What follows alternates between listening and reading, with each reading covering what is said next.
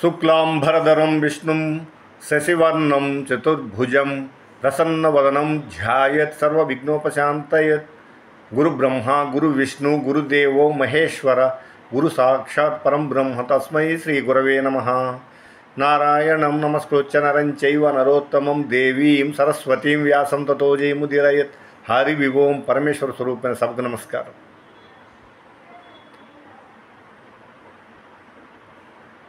సూతుడు నైమిషారణ్యములో సౌనకాది మహర్షులకు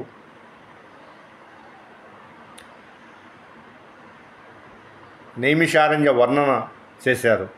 నైమిషారణ్యము సాక్షాత్తు విష్ణు క్షేత్రము. శ్రీమన్నారాయణుడు రాక్షస సంహారం కోసము పాదం మోపిన తపోభూమి. అది కలి ప్రభావం లేని ప్రదేశము. సాంబశివుని సభా మంటపం వలె ఉంటుంది. అది వినతా గృహం వలె ఉంటుంది.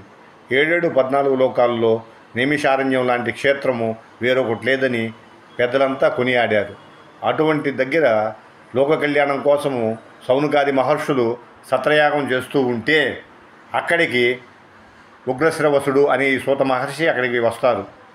అప్పుడు ఆ సూత మహర్షిని అక్కడ ఉండే సౌనకాది మహర్షులు ఆయన్ని ఒక ప్రశ్న వేశారు.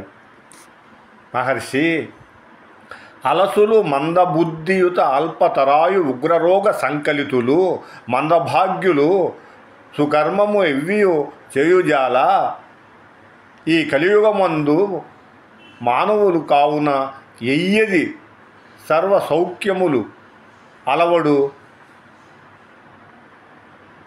ఆత్మకు శాంతి మునీంద్ర చెప్పమని వాళ్ళంతా వచ్చేసి అడిగారనమాట. మునీంద్ర, ఈ కలియుగములోని మానవులు చాలామంది సోమరిపోతులు, మందబుద్ధులు, మందభాగ్యులు, అల్పాయుష్కులు, నానా విధాలైన భయంకరమైన వ్యాధులు వాళ్ళని పట్టి పల్లారుస్తూ ఉంటుంది.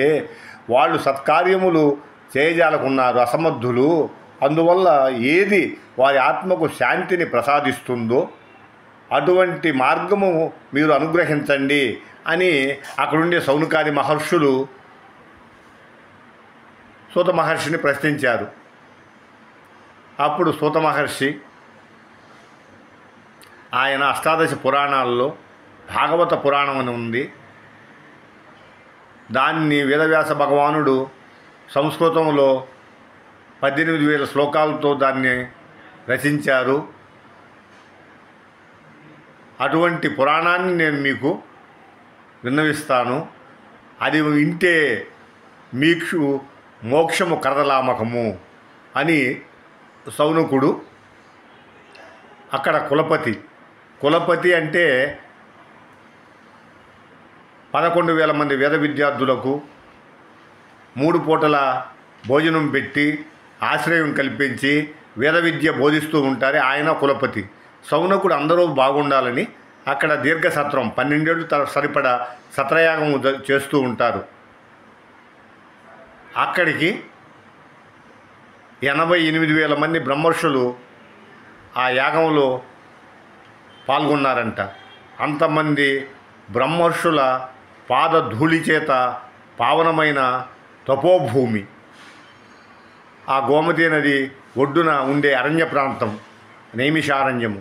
గోమతీ నదిలో ధర్మచక్రం తిరిగింది. అక్కడ మనం స్నానం చేసి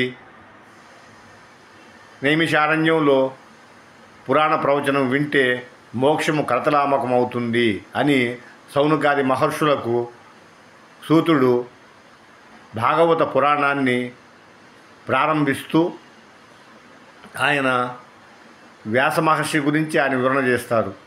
రేపటి రోజు వ్యాస మహర్షి ఆయన ఎందుకు నైరాస్యానికి లోనయ్యారు, ఆ సరస్వతీ నది ఒడ్డున ఉండే ఆయన ఆశ్రమంలో ఆయన కుమారుడు సుఖమహర్షితో కూడి ఆయన అక్కడ ఉండేవారు. అక్కడికి నారద మహర్షి ఎందుకు వచ్చారు, నారద మహర్షి వచ్చినప్పుడు వ్యాస మహర్షిని ఏమని ప్రశ్నించారు, తదుపరి ఘట్టాలని కూడా రేపటి రోజు మనం భాగవతంలో సవివరంగా వివరణ చేస్తాను. సర్వం శ్రీ ఉమామహేశ్వర పరబ్రహ్మార్పణమస్తు. స్వస్తి.